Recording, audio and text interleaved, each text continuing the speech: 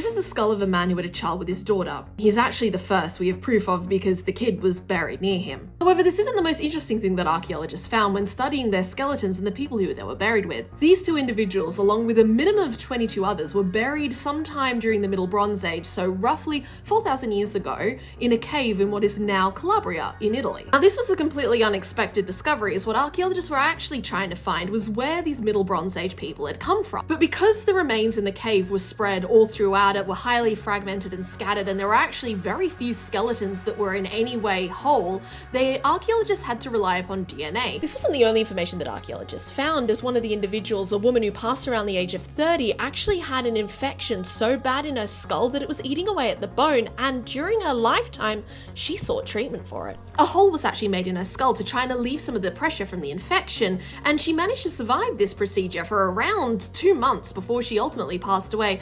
It's unclear whether from the original infection or if she caught a secondary one. There was also evidence of tumours, though it's unclear whether they were cancerous or not, including on the adult male.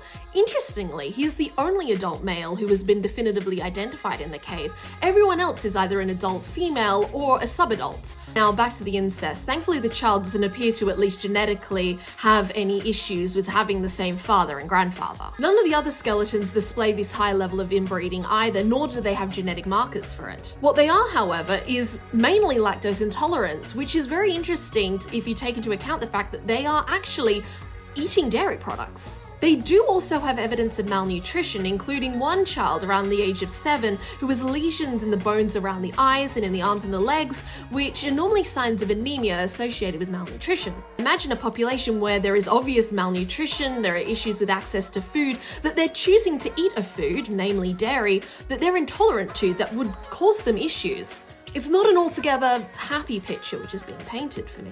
And setting aside the human emotion of it, which is difficult, but let's do it for a second, this incest is actually incredibly important for archaeologists. Up until this point, archaeologists have always interpreted evidence of incest as happening within communities that are really isolated or really close, or in elites. So think something like the Habsburgs or the pharaohs of Egypt. But this evidence from Calabria means that it happens in other contexts. A father having a child with his own child is incredibly rare.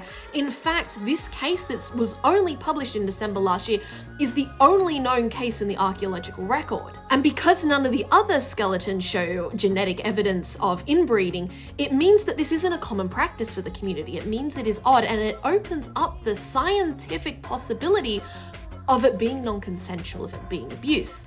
Now, I can already hear you saying, Steph, well, that's obvious. You're always saying people have always been people, and that includes the bad as well as the good. But you have to remember that archaeology is a science.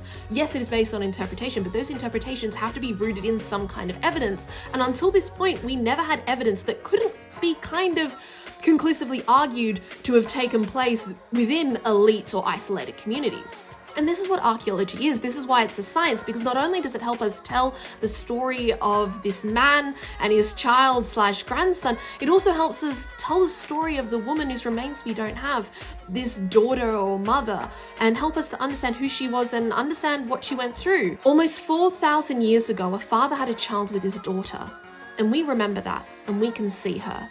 I hope she knows that it wasn't forgotten, and it might have taken 4,000 years, but we remember her.